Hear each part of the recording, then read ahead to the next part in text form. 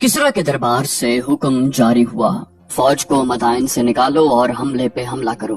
Sherzad ने कहा, हम तैयार हैं। वो हाकिम साबात था और अंबार से मुसलमानों से शिकस्त खाकर भागा था। महरान बिन बहराम ने कहा, हम बिल्कुल तैयार हैं। वो ऐनुल तिमर का भगोड़ा था। बहमन जाज़ोया ने, जो तजर्बाकार सालार था, कहा, मगर लश्कर तैयार नहीं। शिकस्त तो बहमन ने भी खाई थी, लेकिन उसने कुछ तजर्बा हासिल कर लिया था।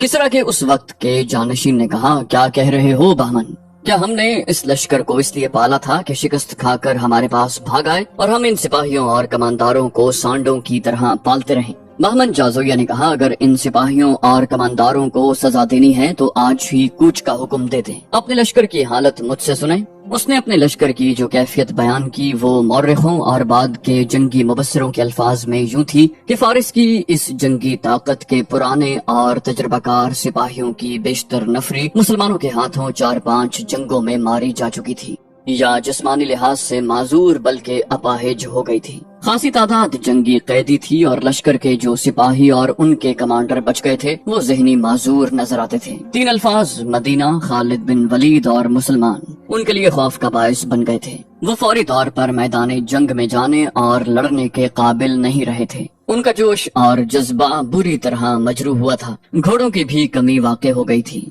बहमन जाज़ोया ने दरबार खास में बताया कि जो ईसाई कबीले उनके इत्तेहादी बनकर लड़े थे उनकी भी यही कैफियत है। महरान बिन बहराम ने जो उन्हें ऐनुल तिमर में धोखा दिया था उसकी वजह से वो फारिस वालों के साथ मिलने से इनकार कर सकता था। बहमन जाज़ोया ने कहा, फिर भी उन्हें साथ मिला लिया जाएगा, लेकिन अपने लश्कर के लिए 1000 जवान आदमियों की जरूरत है। हमें अपने लश्कर में नया खून शामिल करना पड़ेगा। उन जवानों को हम बताएंगे कि मुसलमानों ने उनकी शहनशाही को, उनकी गैरत को और उनके मजहब को ललकारा है। अगर उन्होंने मुसलमानों को सफाई हस्ती से मिटा न दिया तो उन पर जरतुश्त का कहर नाजिल होगा। उनकी जवान और कंवारी बहनों को मुसलमान अपनी लौंडियां बना लेंगे। महरान बिन बहराम ने कहा, इतने ज्यादा लश्कर की क्या जरूरत है? इत्तला तो ये मिली है कि हर जगह मुसलमानों की नफरी बराए नाम है। शेरजाद ने कहा, हर शहर और हर कले में हमारे अपने आदमी मौजूद हैं। इस वक्त वो मुसलमानों की मुलाजिमत में हैं, लेकिन उन्हें जब पता चलेगा कि फारिस की फौज ने शहर का मुहासरा किया है तो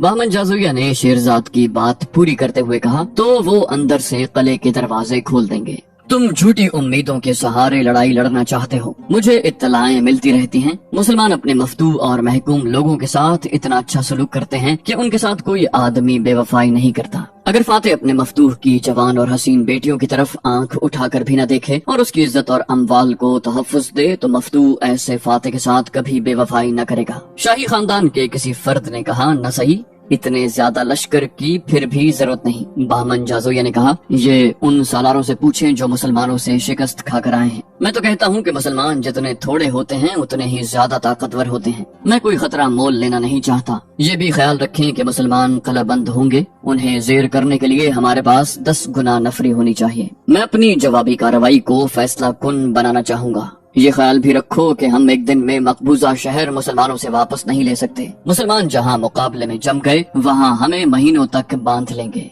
इस अरसे में खालिद अपने लश्कर के साथ वापस आ सकता है। उसके वापस आ जाने से सूरत हाल बिल्कुल ही बदल जाएगी। अगर हमारे लश्कर की नफरी कम हुई तो इस जंग का पासा पलट सकता है। हम लश्कर तैयार करके इसे कई हिस्सों में तकसीम करेंगे और एक ही वक्त हर जगह हमला करेंगे। किसरा के जानशीन ने पूछा, क्या खालिद के खात्मे का कोई इंतजाम नहीं हो सकता? बहमन जाज़ोया ने कहा, ये इंतजाम भी मेरे पेश नजर है। देखभाल के लिए मैं तेज रफ्तार घुड़सवार हर तरफ फैला दूंगा। खालिद जिधर से भी आएगा मुझे इत्तला मिल जाएगी, मैं उसे इराक से दूर रोक लूंगा। बहमन जाज़ोया को वसी इख्तियारात मिल गए। उसने अपने लश्कर में उन सिपाहियों को ज्यादा तरजीह दी जो मुसलमानों से लड़ चुके थे। उसके साथ ही नई भर्ती शुरू कर दी। नौजवानों को ऐसा भड़काया गया कि वो हथियारों और घोड़ों समेत लश्कर में आने लगे। ईसाइयों को ज्यादा मुराद देकर फौज में शामिल किया गया। ईसाई कबीलों के सरदारों को मदाइन बुलाया गया और उन्हें बताया गया कि खालिद रज़ियल्लाहु अन्हु अपने लश्कर को इराक से निकाल कर ले गया है और जो मुसलमान फौज पीछे रह गई है उसे यहीं खत्म करना है और जिंदा बच रहने वाले मुसलमानों को सहरा में भटक भटक कर मरने के लिए छोड़ देना है। ईसाई कबीले बनी तगलब के एक सालार ने फारिस के सालारों से कहा, बनी तगलब से अब ये तवक्को न रखो कि वो तुम्हारी लड़ाई लड़ेंगे। हम एक बार फिर वो धोखा नहीं खाना चाहते जो एक बार खा चुके हैं। ऐनुल तिमर से महरान बिन बहराम अपनी सारी फौज लेकर न भागता तो मुसलमान वहीं खत्म हो जाते। ہم اپنی لڑائی لڑیں گے. ہمیں مسلمانوں سے اپنے سردار عقا بن ابی عقا کے خون کا انتقام لینا ہے. ہم تمہاری مدد اور تمہارے ساتھ کے بغیر مسلمانوں کو شکست دے سکتے ہیں. بہمن جازویہ نے پوچھا, کیا تم اپنی لڑائی الگ لڑو گے؟ کیا ایسا نہیں ہوگا کہ مسلمان ہم دونوں کو الگ الگ شکست دیتے ہیں؟ بنی تغلب کے سردار نے کہا, لڑیں گے تمہارے دوش بدوش ہی. میری عقل میرے قابو میں ہے. ہمارا دشمن مشترک ہے. ہم تمہارے ساتھ ہوں گے لیکن تم پر بھروسہ نہیں کریں گے. ہمیں خالد کا سر چاہیے. مہران بن بہرام نے کہا, خالد یہاں نہیں, وہ جا چکا ہے. عیسائی سردار نے کہا, جہاں کہیں بھی ہے زندہ تو ہے. ہم پہلے ان کے ان دستوں کو ختم کریں گے جو یہاں ہیں, پھر ہم خالد بن ولید کے پیچھے جائیں گے. وہ خود آ جائے گا. وہ دستوں کی مدد کو ضرور آئے گا, لیکن یہاں موت اس کی منتظر ہوگی. وہ مسلمان جاسوس مدائن میں عیسائی بن کر شاہی استبل میں نوکری کرتا رہا تھا اور وہ عیسائیوں میں گھل مل گیا تھا. اس نے سالار زبرقان بن بدر کو بتایا کہ آتش پرستوں کی نسبت عیسائی قبیلے خالد رضی اللہ عنہ کے زیادہ دشمن بنے ہوئے ہیں, یہاں تک کہ انہوں نے فارس کے سالاروں سے کہا کہ وہ پیچھے رہیں. مسلمانوں پر پہلا وار عیسائی قبیلے بنی تغلب, نمر اور ایاد ہی کریں گے. سالار زبرقان بن بدر نے مدائن کی یہ رپورٹ سنی اور اسی وقت 2 قاصد بلائے. انہیں کہا کہ 2 بہترین گھوڑے لیں اور اڑتے ہوئے دومت الجندل پہنچیں. زبرقان نے انہیں خالد رضی اللہ عنہ کے نام زبانی پیغام دیا. زبرقان بن بدر نے قاصدوں سے کہا, اور سالار اعلیٰ ابن ولید سے یہ بھی کہنا کہ جب تک انبار میں آخری مسلمان کی سانسیں چل رہی ہوں گی دشمن شہر کے اندر نہیں آ سکے گا. تو آ جائے گا تو ہمیں سہولت ہو جائے گی, نہیں آ سکو گے تو وہ اللہ ہمارے ساتھ ہے جس کے رسول صلی اللہ علیہ وآلہ وسلم کا پیغام ہم اپنے سینوں میں لیے ہوئے یہاں تک آئے ہیں. اور ابن ولید سے کہنا کہ دومت الجندل کی صورتحال تجھے آنے دیتی ہے تو آ,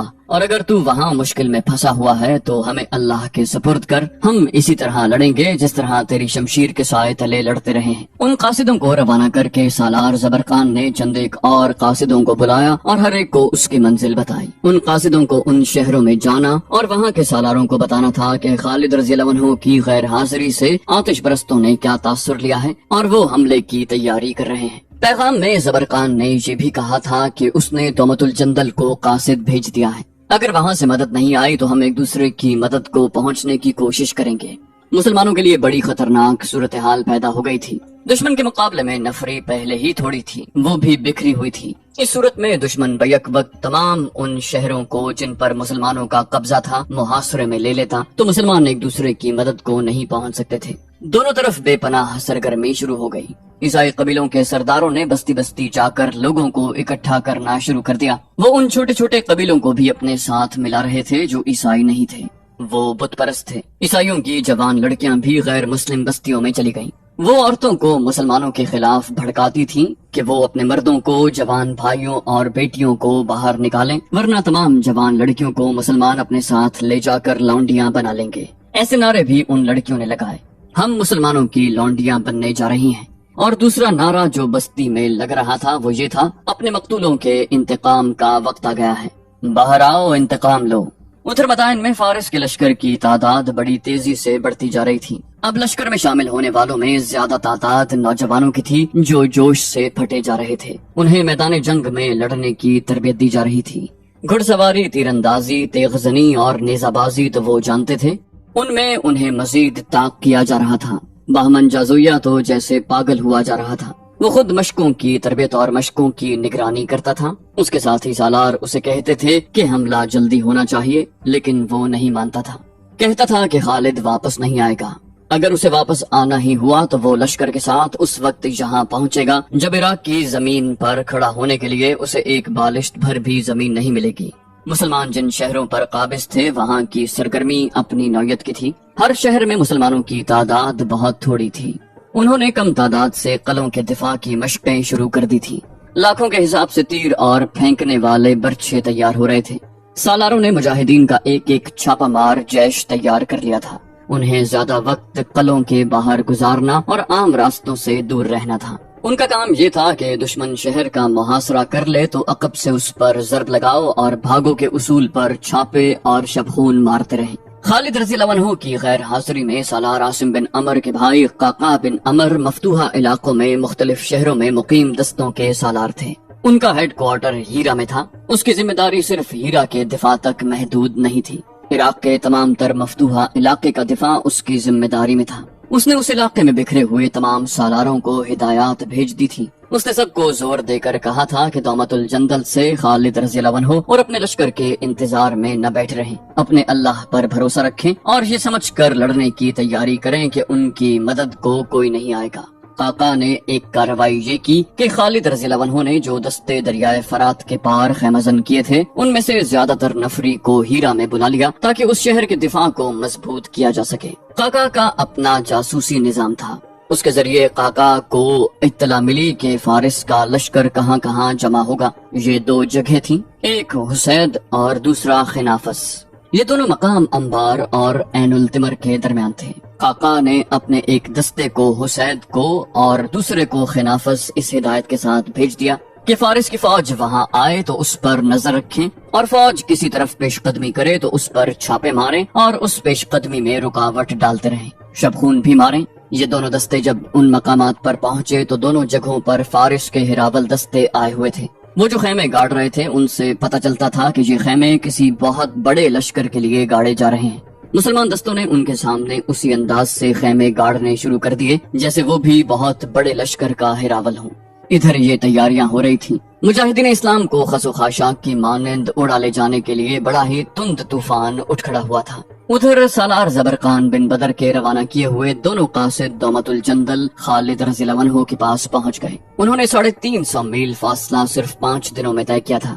خالد رضی اللہ عنہ جب دومت الجندل گئے تھے تو انہوں نے 300 میل کا فاصلہ 10 دنوں میں طے کیا تھا۔ اب دو قاصدوں نے 350 میل سے زیادہ صحرائی اور دشوار مسافت 5 دنوں میں طے کی۔ بھوک اور پیاس سے ان کی زبانیں باہر نکلی ہوئی تھیں، ان کے چہروں پر باریک ریت کی تہ جم گئی تھی، ان کی زبانیں اکڑ گئی تھیں۔ انہوں نے پھر بھی بولنے کی کوشش کی۔ خالد رضی اللہ عنہ نے کہا، تم پر اللہ کی رحمت ہو، خشک جسموں سے تم کیسے بول سکو گے؟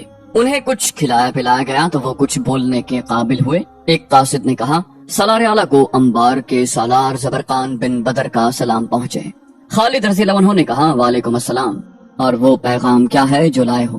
قاصد نے کہا، مدائن میں بہت بڑا لشکر تیار ہو رہا ہے اور ایک لشکر عیسائیوں کا تیار ہو رہا ہے۔ وہ کہتے ہیں ابن ولید ان کے علاقوں سے چلا گیا ہے اور وہ تھوڑے سے جو دستے چھوڑ گیا ہے انہیں ایک ہی حملے میں ختم کر کے اپنے علاقے واپس لے لیں گے۔ دونوں قاصدوں نے خالد رضی اللہ عنہ کو تمام تر تفصیل بتائی اور کہا کہ خالد رضی اللہ عنہ کے دومت الجندل کے حالات اجازت نہ دیں تو نہ آئیں۔ دستے جو فارس کی شہنشاہی کے علاقے میں ہیں وہ اسی طرح لڑیں گے جس طرح خالد رضی اللہ عنہ کی قیادت میں لڑے تھے۔ خالد رضی اللہ عنہ دومت الجندل پر مکمل قبضہ کر چکے تھے۔ انہوں نے وہاں کا انتظام ایک نائب سالار کے حوالے کیا اور فوری طور پر کوچ کا حکم دے دیا۔ مورخوں کے مطابق خالد رضی اللہ عنہ نے ان الفاظ میں قسم کھائی، خدا کی قسم، بنی تغلب پر اس طرح جھپٹوں گا کہ پھر کبھی وہ اسلام کے خلاف اٹھنے کے قابل نہیں رہیں گے۔ مورخوں نے لکھا ہے کہ خالد رضی اللہ عنہ نے مجاہدین سے کہا کہ اتنی تیز چلو کہ صحرا کی ہوائیں پیچھے رہ جائیں، پیادے گھوڑوں سے آگے نکل جائیں۔ یہ ایک امتحان ہے جو بڑا ہی سخت ہے۔ یہ ایک دوڑ تھی آتش پرستوں اور حق پرستوں کی۔ آتش پرستوں کو اپنے ہی علاقے میں پہنچنا تھا اور یہ مسافت کچھ بھی نہیں تھی۔ حق پرست بڑی دور سے چلے تھے، ان کے سامنے سینکڑوں میلوں کی مسافت ہی نہیں تھی، بڑا ظالم صحرا تھا۔ میل ہا میل کی وسعت میں صحرائی ٹیلے تھے اور باقی سب ریت کا سمندر تھا۔ سب سے بڑا مسئلہ پانی کا اور اس سے بڑا مسئلہ رفتار کا تھا جو کم نہیں کی جا سکتی تھی۔ ناممکن کو ممکن کر دکھانا تھا۔ چاند اور ستاروں نے انہیں چلتے دیکھا، سورج نے انہیں چلتے دیکھا، صحرا کی آندھی بھی انہیں نہ روک سکی۔ آندھی، سورج، پیاس اور بھوک جسموں کو معذور کیا کرتی ہے۔ وہ جو تپتے صحراؤں میں پیاس سے مر جاتے ہیں وہ جسم ہوتے ہیں، اور وہ جو خالد رضی اللہ عنہ کی قیادت میں دومت الجندل سے چلے تھے وہ اپنے جسموں سے دستبردار ہو گئے۔ ان کی قوت ارادی کا اور قوت ایمانی کا کرشمہ یہ تھا کہ انہوں نے جسمانی ضروریات سے نگاہیں پھیر لی اور روحانی قوتوں کو بیدار کر لیا۔ ان کی زبان پر اللہ کا نام تھا، دلوں میں ایمان اور یقین محکم تھا۔ اپنی ہی آواز ان پر وجد طاری کر رہی تھی۔ جنگی ترانے گانے والے لشکر کے وسط میں اونٹوں پر سوار تھے، ان کی آواز آگے بھی اور پیچھے بھی جاتی تھی۔ لشکر کے قدم دفوں اور نفیریوں کی تال پر اٹھتے تھے اور یہ تال بڑی تیز تھی۔ کچھ فاصلہ طے کر کے ترانے اور دف خاموش ہو جاتے اور تمام لشکر کلمہ طیبہ کا ورد بلند آواز میں شروع کر دیتا۔ ہزارہا حق پرستوں کی آواز ایک ہو جاتی۔ پھر یہ آواز ایک گونج بن جاتی اور یوں لگتا جیسے صحرا اور صحرائی ٹیلوں پر وجد طاری ہو گیا ہے۔ اسلام کے شدائیوں کا لشکر اپنی ہی آواز سے مسحور ہوتا چلا جا رہا تھا۔ بہمن چازویا نے اپنے تیار کیے ہوئے لشکر کو آخری بار دیکھا اور اسے دو حصوں میں تقسیم کر کے ایک حصے کو حسید کی طرف اور دوسرے کو خنافس کی طرف روانہ کر دیا۔ اب اس نے کمان نئے سالاروں کو دے دی تھی۔ حسید والے حصے کا سالار روزبا تھا اور خنافس والے حصے کا زرمہر۔